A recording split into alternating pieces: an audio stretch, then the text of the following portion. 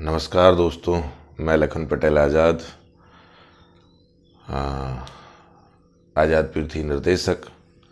आज आपके समक्ष इतिहास का अगला चैप्टर या नेक्स्ट चैप्टर लेकर सामने हूँ। क्योंकि इस समय ऐसा दौर है कि कभी कभार हम योग्य होने के पश्चात भी, या फिर कहा जा सकता है कि सारी चीज़ें सक्षमता के पश्चात भी कभी कभार हमारे मन में प्रश्न आने लगता है कि हम क्या करें, कैसा करें, कैसे ना करें। और कई लोग जो हैं वो पढ़ाई के साथ साथ जॉब कर रहे थे और अपने घरों पर हैं। अब वो सोच रहे होंगे कि आगे कैसे संचालन होगा। तो कई लोग सोच रहे होंगे कि यार हम शहर छोड़कर चले गए हैं, हम घर पे कैसे कर पाएंगे। तो ऐसा कुछ भी नहीं है। जीवन में जहाँ चाह है वहाँ राह है। आप कहीं भी बैठकर कुछ भी कर सकते हैं। योग्यता दासत्व स्वीकार नहीं करती है। तो आवश्यकता नहीं है कि हम कोई बीमारी या महामारी के कारण हम कोई ऐसा महसूस करें। ऐसा कुछ नहीं है। मन के हारे हार है, मन के जीते जीत है। आपका मनोबल बढ़ाकर रखिए, अपनी योग्यता को समझिए। आप कहीं भी बैठकर कैसे भी आप इन कंपटीशन एग्ज़ाम्स को तैयार भी कर सकते हैं, इन्हें निकाल भी सकते हैं। दूसरा, छोटे मोटे कामों के द्वारा अपने जीविका को भी कहीं ना कहीं आप संचालित कर सकते हैं, कहीं भी बैठकर। जैसे कि मैं एक छोटी सी कहानी आपको सुनाऊंगा कि एक मंत्री था जो बहुत ही योग्य व्यक्ति था, और कहीं ना कहीं क्या था कि उसकी योग्यता का लोहा वो शासक भी मानता था उसका। तो क्या था कि पूरा दरबार उससे उससे कहीं ना कहीं नाराज रहता था कि अरे राजा का बहुत प्रिय है, राजा इससे कहीं ना कहीं क्या है बहुत ही लगाव रखता है। तो दरबारियों ने राजा को भड़काना शुरू किया कि महाराज ये तो आपकी बुराई करता है, ये तो आपके पीछे भ्रष्टाचार करता है, ये तो आपके नाम से ऐसा करता है, वैसा करता है। और भड़काते हुए उसको ऐसा काम दिलाया जिससे कि कहीं ना कहीं अगर देखा जाए कि उस काम से उसे कोई ऐसी इनकम या कोई ऐसे सोर्स ना जुड़ सके। और राजा को बताया भी कि अगर इतना ही योग्य है तो इसमें कुछ करके दिखाए। और अब उसको काम क्या मिला था कि जो समुद्र था, समुद्र के किनारे वो बैठा हुआ था और उसे समुद्र से आने वाली लहरें और जाने वाली लहरें को गिनना था, उनको काउंट करना था, कितनी लहरें आईं, कितनी लहरें गईं। अब दरबारी बड़े प्रसन्न थे कि अब बताए कि इसकी योग्यता क्या है और अभी कैसे यहाँ से पैसा निकाल सकता है। लेकिन मैंने पहले ही कहा, योग्यता दासत्व स्वीकार नहीं करती, और जहाँ चाह है वहाँ राह है। जब 6 महीने पश्चात, 8 महीने पश्चात जब दरबारी राजा को ये कहते हुए ले गए कि देखते हैं अब आपका जो इतना योग्य व्यक्ति था, कितनी योग्यता संपन्न, उसने कौन सा ऐसा कार्य कर लिया, कौन सा उसने ऐसा बड़ा नगर बसा लिया, कौन सा उसने क्या कर लिया, चलो उसको देखने को चलते हैं। और जब उसे देखने पहुंचे तो एक भव्य नगर वो बना चुका था। मर्सिडीज, ऑडी, एक्सक्यूवी, क्रेटा आदि गाड़ियां भी ला चुका। तो सबको बड़ा आश्चर्य हुआ कि एक व्यक्ति से समुद्र की लहरें गिरने के लिए दिया हो, वो इतनी समृद्धि, इतना विकास कैसे ला सकता है। पर मैंने पहले ही कहा, जहां चाह है वहां राह। उसने कहा कि महाराज ने मुझे लहरें गिरने का काम दिया था, और यहाँ से जब व्यापारिक जहाज निकलते थे तो कभी लहरें ज़्यादा हो जाती थी, बढ़ जाती थी, तो कभी कम हो जाती थी। तो मैंने उन व्यापारिक जहाज़ों पर टैक्स लगा दिया, कर लगा दिया कि तुम्हारे कारण मेरे कार्य में बाधा उत्पन्न हो रही है, मेरे शासक द्वारा दिए गए कार्य में बाधा उत्पन्न हो रही है। इसलिए तुम जब यहाँ से कोई भी जहाज़ मुझे निकलेगा, कोई भी जहाज़ यहाँ से जब जाएगा तो वो मुझे टैक्स देकर जाएगा। और हज़ारों जहाज़ जब यहाँ से निकलते थे तो मेरी आमदनी जो है दिन ब दिन बढ़ती गई। मैंने समृद्ध नगर, ये सारी गाड़ियाँ सब कुछ खरीद ली। तो ऐसा कुछ भी नहीं है। जहाँ इंसान सोच लेता है वहाँ से सोर्स शुरू कर लेता है, वहाँ से स्रोत शुरू कर लेता है, वहाँ से अपनी पढ़ाई और सारी चीज़ें संचालित भी कर लेता है। तो इस बात को याद रखिएगा, आप योग्य हैं, अपनी योग्यता को पहचानिए।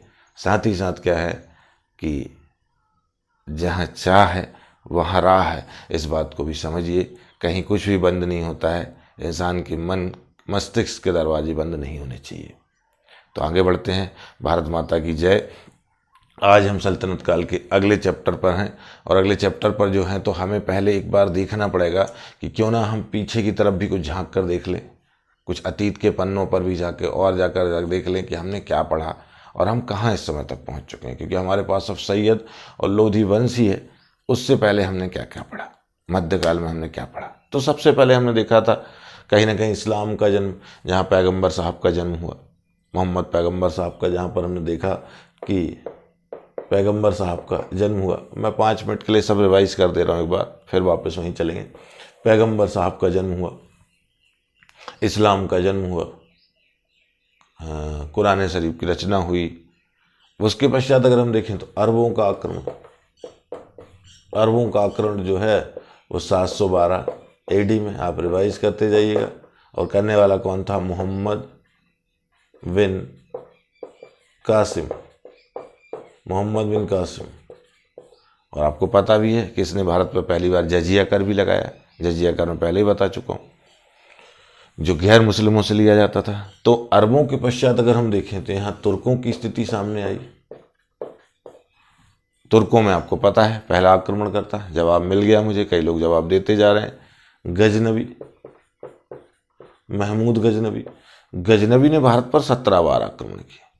जब 17 बार गजनबी ने भारत पर आक्रमण किए तो उनमें अगर देखा जाए तो हम चाहे वो शुरुआती देखें तो सीमावर्ती क्षेत्र, फिर हिंदू शाही वंश पर, मुल्तान पर, भेरा पर, और भी अगर हम बात करें तो हिंद का युद्ध है। लेकिन सबसे इम्पोर्टेंट जो 16वां आक्रमण था वो था सोमनाथ पर। और उस समय सोमनाथ की सुरक्षा कर रहा था भीम प्रथम, जो भागा और अंततः यहाँ लूटपाट हुई, अंततः बहुत अत्यधिक पैसा ले गया। गजनबी के यहाँ मैंने आपको बताया भी था, गजनबी के साथ अलबरूनी भी आया, इसने किताबुल हिंद लिखी, इसका दरबारी कवि उतबी था। और अगर हम बात करें उतबी के अलावा अगर हम बात करें तो बैहाकी भी इसके यहाँ देखा गया। और अगर हम बात करें तो क्या है कि शाहनामा फिरदौसी द्वारा निर्मित किया गया। ये गजनबी का चैप्टर था। उसके पश्चात हम गौरी पर आए। गौरी, चूँकि अगर हम बात करें, गौरी को अगर हम देखें तो गौरी ने भारत पर आक्रमण किया था। 1175 में मुल्तान पर विजय प्राप्त हुई। लेकिन 1178 में कहीं ना कहीं ये जब पराजित हुआ अहनवाड़ा के युद्ध में, तो फिर लंबे समय के बाद 1191 में तराइन के प्रथम युद्ध में फिर पराजय स्वीकार करता है। और 1192 में तराइन के द्वितीय युद्ध में पृथ्वीराज चौहान को पराजित कर ये आगे निकल जाता है। और कहीं ना कहीं अगर देखा जाए तो यहाँ पर स्थापना करता है, मुस्लिम तत्वों की स्थापना करता है। और 1194 में इसका युद्ध होता है चंदावर का, जो जयचंद और इसके बीच है। जयचंद को पराजित करता है और इस तरह से गौरी साम्राज्य कहीं ना कहीं भारतीय क्षेत्रों पर पूर्णतः स्थापित हो जाता है। अब चूंकि गौरी की मृत्यु के समय उसके पास कोई ऐसा नहीं था जो उसके शासन को संभाल सके, उसका कोई ऐसा उत्तराधिकारी नहीं था, तो उसके गुलाम ही कहीं ना कहीं शासन व्यवस्था को संभालेंगे, क्योंकि वो गुलामों को ही अपने पुत्रों के समान मानता था। तो उसमें हमने देखा कि गुलाम वंश की स्थापना हुई। और उस गुलाम वंश में अगर हम बात करें तो उसकी स्थापना के रूप में हमने देखा कि इसको कुतुबुद्दीन ऐबक को देखा। कुतुबुद्दीन ऐबक की अगर हम बात करें, चंद्रमा का देवता ऐबक, चंद्रमा का देवता, तो कुतुबुद्दीन ऐबक की अगर हम चर्चा करें तो ऐबक ने कहीं ना कहीं स्थापित किया। 1210 तक ये रहा, लेकिन वही है कि उसके पास उतना अल्पकालीन समय था। तो एक अच्छा प्रशासक तो नहीं, लेकिन एक सेनानायक कहा जा सकता है। इसने केवल सिपह सलार की उपाधि ली। इसने कुतुब मीनार का निर्माण प्रारंभ करवाया। और अगर देखा जाए तो इसने कुतुबुल इस्लाम मस्जिद या फिर 2.5 दिन का झोंपड़ा, ये सब किसका था? कुतुबुद्दीन ऐबक का। कुतुबुद्दीन ऐबक को हातिम द्वितीय कहा जाता है, इसे लाख बख्श कहा जाता है, पील बख्श कहा जाता है। और भी अगर हम देखें तो अगर हम बात करें, ये सारी चीज़ें हमने इसके संबंध में देखी कि इसे हम मानते हैं। और अगर हम देखें तो भाई ये सारी बातें हो गई। अब हम कुतुबुद्दीन ऐबक के बाद अगर देखें तो आराम शाह बैठता है। आराम शाह की कोई ऐसी कहानी है नहीं। जूद के मैदान में इसे पराजित कर देता है कौन? इल्तुतमिश। इल्तुतमिश की हम बात करें, अत्यंत योग्य व्यक्ति। ये कहीं ना कहीं मंगोलों से बिना लड़े ही दिल्ली को सुरक्षित कर लेता है, चंगेज खां को आने नहीं देता है। उसके पश्चात अगर देखा जाए तो इसने कहीं ना कहीं सैन्य का सुदृढ़ीकरण किया। इसने यल्दोज, कुबाचा आदि जैसी समस्याओं को समाप्त किया, आंतरिक विद्रोहों को समाप्त किया। और देखें तो एकता जैसी प्रथा इसने संचालित की। एकता कहीं ना कहीं भूमि थी जिसे कहीं ना कहीं स्थानांतरित किया जा सकता है, ट्रांसफ़र किया जा सकता था, जिसे अधिकारी नियुक्त किए जाते थे। और इक्तेदार वो कहलाते थे। आगे की बात मैंने आपको बताई, इसने 40 गुलामों की सभा बनाई, तुर्कान चहलगान कहलाई। इसने कुतुब मीनार का निर्माण पूरा करवाया, जो कि कुतुबुद्दीन ऐबक ने शुरू करवाई थी। इसके अलावा हम देखें तो इसने अपने पुत्र के याद में सुल्तानगढ़ी का मकबरा अर्थात मकबरा निर्माण पद्धति भी प्रारंभ कराई थी। ये कहते हैं न्याय की जंजीर भी बांध कर रखता था। न्याय के लिए भी एक दो ही शासक देखे हैं, एक इल्तुतमिश और एक जहांगीर को देखा है। कभी भी कोई कहीं भी न्याय मांग सकता था। लेकिन इसकी पुत्र की मृत्यु के पश्चात क्या था कि इसकी पुत्री ही इसके पास एक योग्य बची थी जिसका नाम रजिया था, जिसके नाम के सिक्के इसने ग्वालियर अभियान या ग्वालियर विजय के पश्चात संचालित किए थे। इल्तुतमिश ने मदरसों आदि शिक्षा के लिए भी निर्माण का कार्य कराया था। तो इल्तुतमिश के बाद रजिया को बनना था सुल्तान, लेकिन क्या हुआ उससे पहले ही अगर हम देखें एक शासक बैठा जिसका नाम मैंने बताया था रुकनुद्दीन फिरोज शाह। रुकनुद्दीन फिरोज शाह बैठ गया, ये अपनी माँ शाह तुर्कान के षड्यंत्र से बैठ गया। लेकिन रजिया ने न्याय की मांग की और रजिया को पहली बार जनता ने शासन पर स्थापित किया। लेकिन रजिया का एक महिला होना ही सबसे बड़ा इस समय अपराध माना गया, ऐसा इतिहासकार कहते हैं। अत्यंत योग्य थी, लेकिन कहीं ना कहीं उस समय का रूढ़िवादी वर्ग से स्वीकार नहीं कर सका और कहीं ना कहीं रजिया पहली महिला सुल्ताना थी। 1240 तक कहीं ना कहीं फिर इसको शासन से हटा दिया गया या षड्यंत्र का ये शिकार हो गई। फिर बहराम शाह, फिर अलाउद्दीन मसूद शाह, फिर नासरुद्दीन मसूद शाह, ये सब लोग आते रहे। नासरुद्दीन एक अच्छा शासक था, मैंने बताया था, टोपियाँ सिला करता था और कुरान की आयतें लिखा करता था। उससे ही कहीं ना कहीं इसने अपना भरण पोषण सारे काम किए। उसके पश्चात अगर हमने देखा तो हमारे सामने जो है वो आगे की जो स्थिति रही, वहाँ पर फिर कौन आया? बलबन। बलबन ने 40 गुलामों को समाप्त किया, लौह रक्त नीति को संचालित किया। इसने कहीं ना कहीं दरबार आदि की प्रतिष्ठा बनाई, इसने लौह रक्त नीति अपनाई। और इसके दरबार में अगर देखा जाए तो भव्य दरबार था। नौरोज जैसे त्यौहार, ईरानी त्यौहार, सजदा पैगोश जैसी चीज़ें भी संचालित की जाती थीं। तो यह अत्यंत कहीं ना कहीं देखा जाए बलबन ने शासन को मजबूत किया, कटेहर आदि के विद्रोहों को समाप्त किया। बलबन ने दीवान आरिज भी बनवाया था, जिससे सैन्य विभाग कहा जा सकता है। एक लाल महल का निर्माण भी इसने करवाया था। ये बलबन था। और बलबन का जो पुत्र था शहजादा मोहम्मद, शहजादा मोहम्मद की जगह हमने दरबार में अमीर खुसरो, तोताए हिंद आदि को देखा। तो ये सारी चीज़ें हैं। इसके समय मंगोल आक्रमण में जब इसका पुत्र मारा गया तो धीरे धीरे ये भी नहीं रहा। फिर इसके पोतों में अगर हम देखें अगर हम देखें क्या खुसरो, क्या कुबाद, क्यूमर्स और इस तरह क्यूमर्स आदि को समाप्त कर जलालुद्दीन खिलजी ने खिलजी वंश की स्थापना की थी।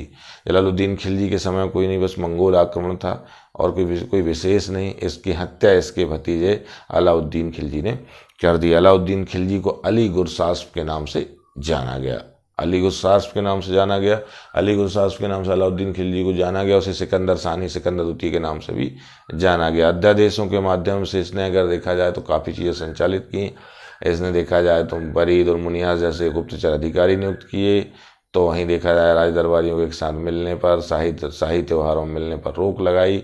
तो वहीं मद निषेध आदि, नशा निषेध आदि की बात कही तो इनाम बप्प भूमियाँ इसने जब्त की। फिर इसने अभियान संचालित किए, पहले उत्तर भारतीय जिनमें गुजरात में कर्ण वाघेला था, यहाँ नुसरत खां और उलुग खां गए। उसके बाद रणथंबोर, यहाँ हमीर देव था, यहाँ भी नुसरत खां उलुग खां गए, नुसरत खां मारा गया।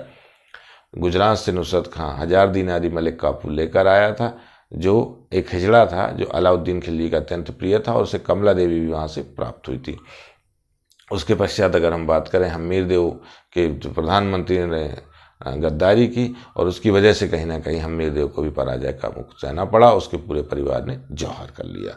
साथ ही रणथंबोर विजय के बाद चित्तौड़ की बात आती। चित्तौड़ में राणा रतन सिंह, उनकी रानी पद्मावती, आपको पहले ही मैं कहानी बता चुका हूँ। मलिक मोहम्मद जायसी के पद्मावत से कहानी प्राप्त होती है। फिर अगर देखा जाए तो मालवा और दक्षिण अभियानों के लिए इसने फिर मलिक काफूर को नियुक्त किया। मलिक काफूर ने फिर वहाँ देवगिरी, तेलंगाना, होयसाल, पांड्य आदि राज्यों पर विजय प्राप्त की। सर्वाधिक मंगोल आक्रमण भी इस समय देखे गए। इसके सेनापति जफर खां जब तक रहा तो मंगोल आगे नहीं बढ़ सके, लेकिन अंततः मंगोल काफ़ी आगे तक आए। से सीरी के किले में शरण लेनी पड़ी, जो सीरी का किला इसने निर्मित करवाया था। इसके पश्चात अगर हम देखें तो इसने भूमि की मापजोक भी करवाई थी। विश्वा नाम की इकाई को भी इसने अपनाया था। और अगर हम बात करें तो क्या है कि इसने बाजार नियंत्रण व्यवस्था लागू की थी। एक अनुपम व्यवस्था इसने लागू की थी और दीवान रियासत नाम का इसने विभाग भी बनवाया था। 50% कर लगाने वाला व्यक्ति कहा गया। अलाउद्दीन खिलजी के पश्चात मलिक काफूर ने इसे शासन को हस्तगत करने का प्रयास किया। शिहाबुद्दीन उमर नाम के एक छोटे से अल्पवयस्क बालक को बिठाने का प्रयास किया, लेकिन अंत में इसे हटा दिया गया और कुतुबुद्दीन मुबारक खिलजी शासक बना, जो कहते हैं निर्वस्त्र, कभी कभार महिलाओं के वस्त्र पहनकर दरबार में दौड़ता था। ये स्वयं को अलवासिक बिल्लाह अर्थात पैगंबर ही बुलाता था। अंततः इसे भी समाप्त इसके गुलाम ने कर दिया खुसरो ने, लेकिन खुसरो को हटाकर गाजी मलिक शासक बना और गाजी मलिक ने किस वंश की स्थापना की? तुगलक वंश की स्थापना की। और तुगलकों में अगर हमने देखा तो गयासुद्दीन तुगलक नहरें निकलवाने वाला पहला शासक था, 1/11, 1/10 टैक्स लगाने वाला, सबसे कम टैक्स लगाने वाला शासक था और अत्यंत ही बुद्धिमान शासक इसे कहा गया। तुगलकाबाद आदि निर्माण करने वाला भी शासक था। उसके बाद मोहम्मद बिन तुगलक अर्थात जौना खां आया, जहाँ पर आबाद आदि इसने बसाया। और अगर हम बात करें तो मोहम्मद बिन तुगलक अपने सर्वाधिक बड़े साम्राज्य था, 23 प्रांतों के लिए भी जाना गया, सर्वाधिक पढ़ा लिखा शासक था और अपनी योजनाओं के कारण इसे पागल हसन की सुल्तान भी कई लोग कहते हैं। इसकी योजनाओं में सबसे पहले राजधानी परिवर्तन दिल्ली से दौलताबाद, जो कि सफल नहीं हो सकी। उसके पश्चात देखा जाए तो सांकेतिक मुद्राओं का प्रचलन, जो कहीं ना कहीं तांबे कांसे के सिक्कों का प्रचलन करना था। ये कोई नया प्रयोग नहीं था, क्योंकि इससे पहले चीन में कुबलई खां, ईरान में गया ताकू ऐसा कर चुके थे। उसके पश्चात में अगर आगे की बात करूं तो आगे कुछ खास नहीं। आगे इसकी फिर क्या है, कराचील खुरासान अभियान, और फिर अगर देखें हम तो दोआब में कर वृद्धि। अंततः मोहम्मद बिन तुगलक के समय हमने देखा कि साम्राज्य विभाजन भी होने लगा था। विजयनगर राज्य की स्थापना हरिहर और बुक्का ने कर ली थी, बहमनी में अलाउद्दीन बहमान शाह। अंततः ठट्टा अभियान में इसकी मृत्यु हुई। उस समय इसकी मृत्यु हुई। अभियान के समय इसको तीव्र ज्वर आया। उसके बाद फिरोज शाह तुगलक, कल्याणकारी योजनाएं, दीवाने अगर हम कहें बंदगान जो कि गुलामों के लिए था, दीवाने अगर देखा जाए इस्तेहाक जो एक पेंशन विभाग था, और दारुल सफ़ा जो कि एक चिकित्सालय था, दीवाने खैरात एक दान विभाग था। ब्राह्मणों पर जजिया कर लगाने वाला कौन था? फिरोज शाह तुगलक। फतुहात फिरोज शाही स्वयं की आत्मकथा लिखने वाला था फिरोज शाह तुगलक।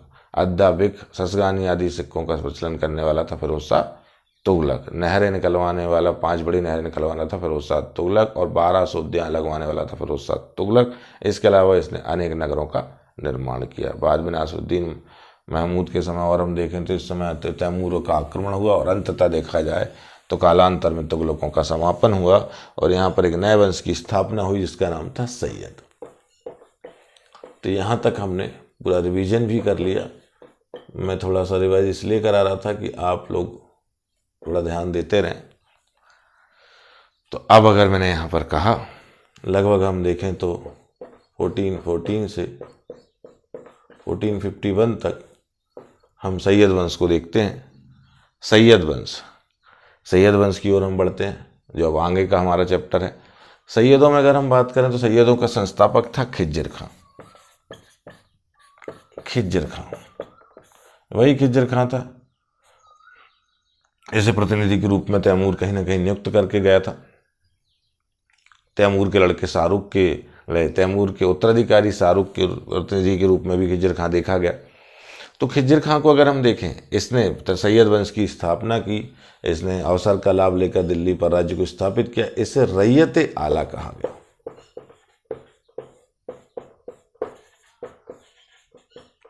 इसे रैयत आला कहा गया। कहीं ना कहीं अगर देखा जाए इसे रैयत आला कहा गया है, तो ये रैयत आला, रैयत प्रमुख जो है, प्रजा प्रमुख जो है, तो खिज्जर खां की ये कहानी है। खिज्जर खां कहीं ना कहीं स्थापित करता है, खिज्जर खां राज्य को स्थापित करता है।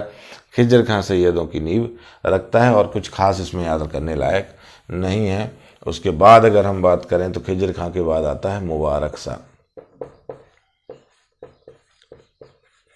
मुबारक शाह कहीं ना कहीं एक फ्री राज्य की स्थापना करता है, एक सैयदों को एक वास्तविकता देने का ये कार्य करता है मुबारक शाह के संबंध में अगर हम देखें तो ये मुबारकाबाद यमुना नदी के किनारे बसाना चाहता है। मुबारकाबाद ही बसाना चाहता है।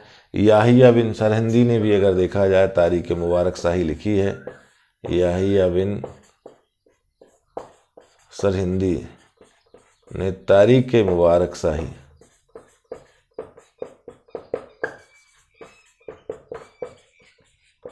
जिसमें इसकी जानकारी प्राप्त होती है, तारीख मुबारक शाही आदि को लिखा है जिसमें इसकी जानकारी प्राप्त होती है। तो मुबारक शाह कहते हैं कि अपने इस मुबारकाबाद के निरीक्षण के लिए जब जा रहा था तो असंतुष्ट सरदारों ने, उसके वजीरादों ने इसकी क्या करवा दी, वजीर आदि और उसके असंतुष्ट सरदारों ने इसकी क्या कर दी, हत्या कर दी।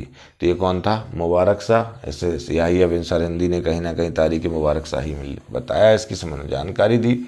उसके बाद जो अगला शासक था वो था मोहम्मद शाह। मोहम्मद शाह के संबंध में अगर हम बात करें तो मोहम्मद शाह की समय स्थिति कमज़ोर होती जा रही थी। कहीं ना कहीं अगर देखा जाए तो सैयदों की कोई विशेष स्थिति नहीं रही थी। मोहम्मद शाह के समय कमज़ोर होते जा रहे थे लगातार ये लोग। और ऐसी स्थिति में जब इस पर एक महमूद नाम का शासक आक्रमण करता है तो फिर इसका एक सूबेदार इसकी रक्षा करता है। इसके सूबेदार का नाम था बहलोल लोधी। बहलोल लोधी क्या करेगा कि इसकी ओर से उस शासक को पराजित करता है, महमूद को पराजित करता है, मोहम्मद शाह को विजय दिलाता है। मोहम्मद शाह इसे अपना प्रिय पुत्र कहलाता है, प्रिय पुत्र कहता है इसे। कहीं ना कहीं अगर देखा जाए तो प्रिय पुत्र कहता है, इसे प्रिय पुत्र के रूप में मानता है। और देखें तो मोहम्मद शाह के पश्चात जो अगला शासक है अलाउद्दीन आलम शाह,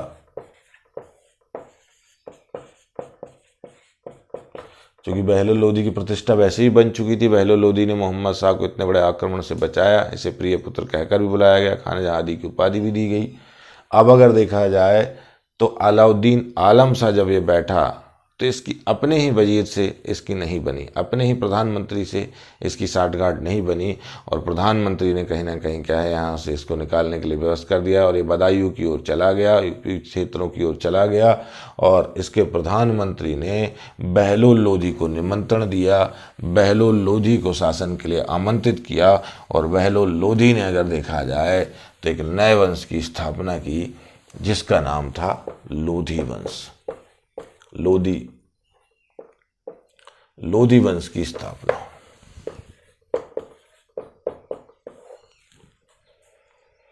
अब लोधी वंश की स्थापना है और अगर हम देखें तो 51 से लेके 1451 से लेके 1526 लोधी वंश। अगर हम लोधी वंश की बात करें तो हमें पता चल रहा है कि भाई लोधी अब यहाँ पर आए, यहाँ पर अब लोधी स्थापित हुए। अब लोधियों की अगर हम बात करें तो लोधियों का संस्थापक जो मैंने आपको बताया था वो था बहलोल लोधी। बहलोल लोधी की अगर हम बात करें तो कहते हैं अत्यंत ही योग्य शासक था। योग्य शासक अर्थात कहने की बात मैं आपको बताऊं तो इतना सरल शासक था, इतना ये सरल शासक था, कहते हैं कि भाई ये किसी से भी, किसी भी प्रकार की दरबारी से किसी भी प्रकार से कोई नाराज़गी नहीं रखता था। अगर कोई दरबारी नाराज़ हो जाता था, कहते हैं उसके घर जाता था, उसे मनाता था और उसके सामने कहते हैं कि ये तलवार खोल कर रख देता था कि आपको लगे तो आप मेरी हत्या कर दो लेकिन आप नाराज़ मत रहो। दरबारियों के साथ ये चटाई पर बैठता था, सिंहासन की जगह चटाई पर बैठता था। इसे मकसद अली बुलाया गया। तो ये बड़ा सरल सीधा शासक कहलाया कि ये कहीं ना कहीं अगर देखा जाए तो अपने दरबारियों से इतना स्नेह, अपने लोगों से इतना स्नेह, किसी प्रकार से अहम दम्भ नहीं था इसमें। चटाई पर अपने लोगों के साथ बैठना, अपने लोगों के नाराज़ हो जाने पर उनको घर से मना कर लाना, ये कहीं ना कहीं एक अत्यंत सरल शासक की पहचान थी जो कि बहलोल लोधी में हमें इसके लक्षण प्रतीत होते हैं। तो बहलोल लोधी की अगर हम बात करें तो बहलोल लोधी का जो संघर्ष रहा अगर हम देखें तो हमें मानते हैं कि इसका जौनपुर से संघर्ष रहा। जौनपुर में सरकी वंश था, सरकी। तो जौनपुर में जो था, जौनपुर मैंने बोला था शिक्षा का केंद्र भी था और जौनपुर को स्थापित करने वाला कौन था, जौनपुर नगर को अपने भाई की याद में गोमती नदी के किनारे मैंने आपको बताया था। मुझे जवाब फटाफट आपसे प्राप्त हो, यही चाहता हूँ कि आपको तत्काल आप मुझे जवाब दें। कुछ लोग जवाब देते जा रहे हैं, धन्यवाद। तो जैसे कि मैंने कहा कि बहलोल लोधी की अगर हम बात करें तो सरकी शासकों से इसका युद्ध हो कि सरकी जो ये मानते थे कि सरकी शासक की जो पत्नी थी वो सैयदों की कहीं ना कहीं संबंधी थी। तो उसे ऐसा लगता था कि सैयद जब नहीं रहे तो लोधी के स्थान पर सैयदों के रिश्तेदारों के, सैयदों को रिलेशन वालों को वो दरबार मिलना चाहिए या दिल्ली का तख्त मिलना चाहिए। इसलिए बार बार ये अपने पति को प्रेरित करती और जौनपुर का शासक इस पर आक्रमण करता, लेकिन अंततः बहलोल लोधी ने उसे पराजित किया और जौनपुर क्षेत्र को भी इसने पददलित किया। अंततः जौनपुर को भी इसने पराजित किया। तो बहलोल लोधी ने इस मकसद को पूरा किया। इसने बहलोली प्रकार के सिक्के भी चलाए थे, नामांकन अन्य चीज़ों का, इसलिए बहलोली सिक्के कहलाए। कोई बहलोली सिक्के अलग से नहीं है, बल्कि उनके नाम दे दिए जाते हैं, जैसे कि अकबर ने चलाया जलाल, तो जलाली प्रकार के सिक्के।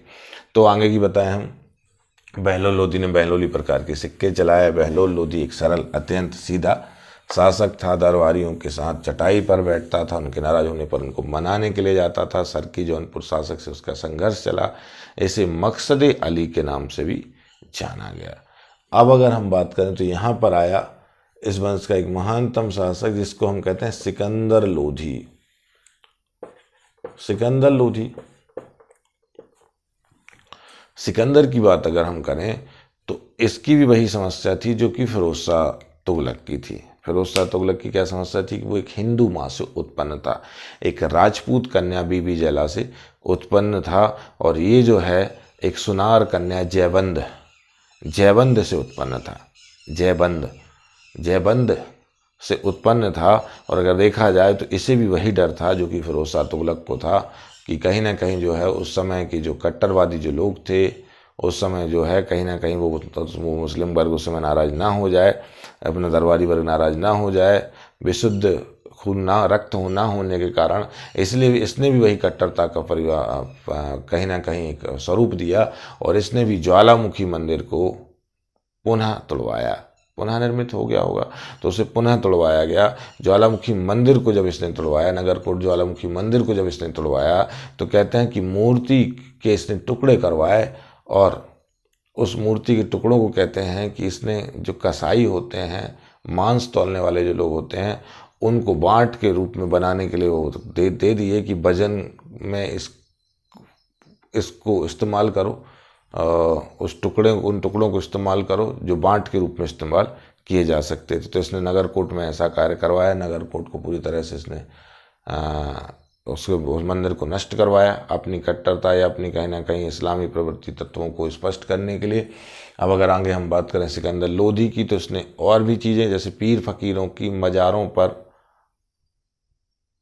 कब्रों पर ये महिलाओं को नहीं जाने देता था। बहुत सारे इसने कुछ कट्टर नियम भी बनाए। अगर हम बात करें तो ये गुलरुखी के नाम से कविताएं करता था। गुलरुखी के नाम से कविताएं लिखता था। गुलरुखी के नाम से हम देखें सिकंदर लोधी क्या लिखता था, कविताएं आदि का निर्माण करता था गुलरुखी। और भी अगर हम बात करें सिकंदर लोधी को, कई चीज़ों का और स्वरूप देखा गया इसके पास। जैसे कि कलात्मक स्वरूप में अगर हम बात करें तो इसने 1504 के लगभग में देखा जाए तो आगरा शहर का निर्माण करवाया था। आगरा शहर की इसने नींव रखी थी। तो आगरा शहर का निर्माण करवाने वाला है कौन? सिकंदर लोधी। बाकी सिकंदर लोधी और भी चीज़ों में है, और भी कहीं ना कहीं इसके उल्लेख प्राप्त होते हैं। ये लूट के माल में कोई हिस्सा नहीं लेता था, जिसे खुम्स बोलते थे। 4 प्रकार के कर देखे गए हैं, जजिया, जकात, खुम्स और खिराज। जजिया, जकात, खुम्स और खिराज। तो कहीं ना कहीं अगर देखा जाए, जजिया जो गैर मुस्लिमों से लिया जाता था, जकात क्या था? एक दान के रूप में अगर हम देखें, जो मुस्लिम लोग जो देते थे अपने वर्ग के, अपनी कम्युनिटी के लिए, कहीं ना कहीं कल्याण के लिए जकात जो था। खिराज सभी लोगों से एक बड़े, जैसे भूमि कर के रूप में, बड़े कर के रूप में वसूला जाता था। और खुम्स अर्थात होता था लूट। जो लूट होता था, कहते हैं कि एक सिकंदर लोधी ऐसा था जो लूट के माल में हिस्सा ही नहीं लेता था, और सर्वाधिक हिस्सा लेने वाला था अलाउद्दीन खिलजी, जो लूट के माल में सर्वाधिक हिस्सा लेता था। तो इसने लूट के माल में कोई हिस्सा नहीं लिया। किसने ले लिया? सिकंदर लोधी ने लूट के माल में कोई भी हिस्सा नहीं लिया। और अगर हम बात करें सिकंदर लोधी की, तो सिकंदर लोधी क्या है? शहनाई अच्छी बजाता था, एक शहनाई वादक भी था। शहनाई बजाने वाला जो था, तो शहनाई जब बजाता था तो कहते हैं कि इसने संगीत पर कुछ लिखा है, जैसे लज्जते सिकंदरी, इसका ग्रंथ है लज्जते सिकंदरी।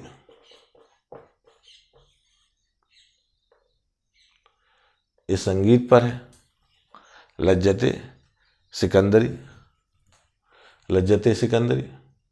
जो मैंने कहा किस पर है, संगीत पर देखा गया।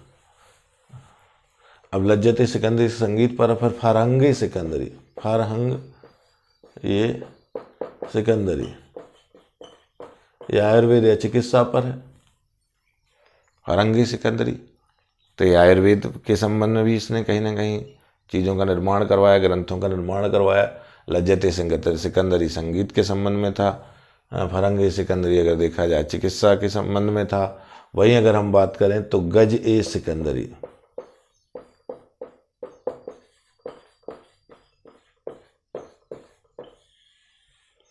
इसने भूमि की मापजोख भी कराई और उसके लिए एक पैमाने के स्वरूप में इसने गज ए सिकंदरी का प्रयोग किया। तो गज ए सिकंदरी, मैंने कहा लज्जत ए सिकंदरी संगीत के लिए, फारहंग ए सिकंदरी आयुर्वेद चिकित्सा के लिए, और गज ए सिकंदरी अगर हम बात करें तो एक पैमाने के रूप में भी इसका प्रयोग किया गया, मापतौल मापजोख के लिए इसका प्रयोग किया गया।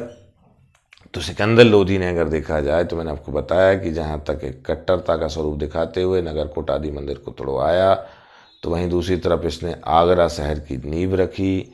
वहीं अगर हम बात करें तो कहीं ना कहीं अगर हम बात करें तो गुलरुखी के नाम से कविताएं भी लिखता था। लज्जत सिकंदरी संगीत के लिए, शहनाई वादक भी था। वहीं हम बात करें फारहंग सिकंदरी चिकित्सा के लिए, तो इसने चिकित्सा के लिए भी कार्य कराए। और अगर देखा जाए तो गज ए सिकंदरी भूमि की मापजोख के लिए, लूट कर आदि में इसने कोई खास हिस्सा नहीं लिया। इस तरह अगर हम बात करें तो सिकंदर लोधी ने इस राज्य को, साम्राज्य को मजबूत करने का कार्य किया, उसे ताकतवर बनाने का प्रयास किया। अब अंतिम स्वरूप में इस वंश का अंतिम शासक हम देख सकते हैं जो है इब्राहिम लोधी।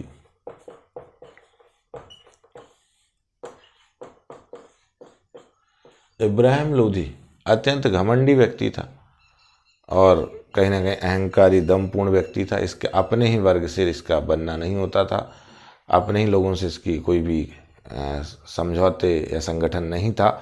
इसके चाचा दौलत खां, आलम खां, ये सभी लोग इससे चिढ़ते थे, नाराज रहते थे और यही कारण था कि कालांतर में उसके खिलाफ षड्यंत्र भी करेंगे।